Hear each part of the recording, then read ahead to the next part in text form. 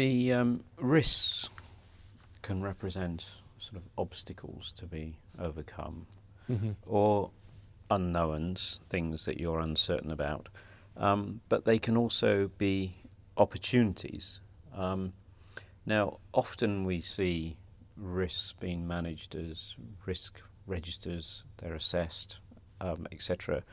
But how do you, so this is the question, how do you manage risks when no one wants to do it formally? There's an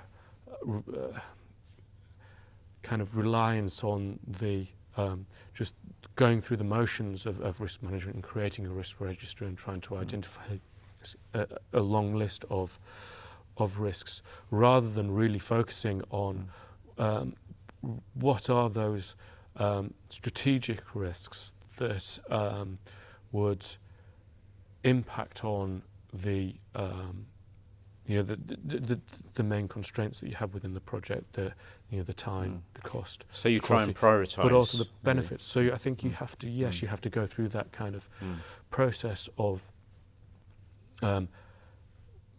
facilitating, and as more of it's more of a benefit-driven exercise, and less of a bottom-up.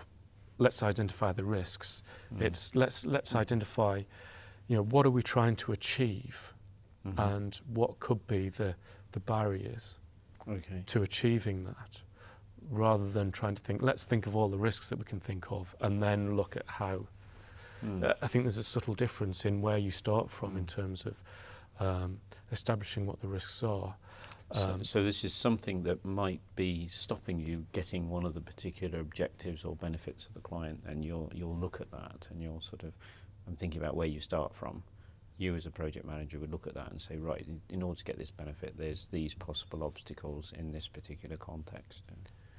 Yeah, I think with the expertise that we have within projects and within project teams, some of the main risks are evident to the project team at the outset of a project, and you do need to capture those, and you do need to look at those. It could be an anticipated change in legislation of existing projects where the change in government and some of the changes that they're proposing to the planning systems create risks for the project. But I think you have to keep it focused, and you have to keep it relevant to the stage of the project that you're dealing with, and you have to kind of filter out all those so-called risks that are just unknowns that will actually naturally get resolved. An example would be the uncertainty within ground conditions. Before you start a building project, no one knows what the ground conditions are because nobody's looked, but it's the natural course of events to go through that process of understanding and doing various levels of detailed surveys to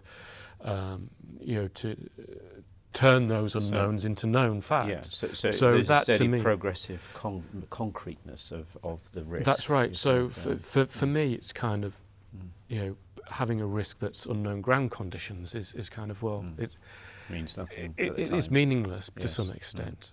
But having a risk of, there's potential for a change of government that may change legislation that will directly impact on the project. Yes. Is a risk that's actually much more real. So how many risks would you like to be able to manage? I mean, is there a Pareto principle here that you sort of manage 20% of them or something like that?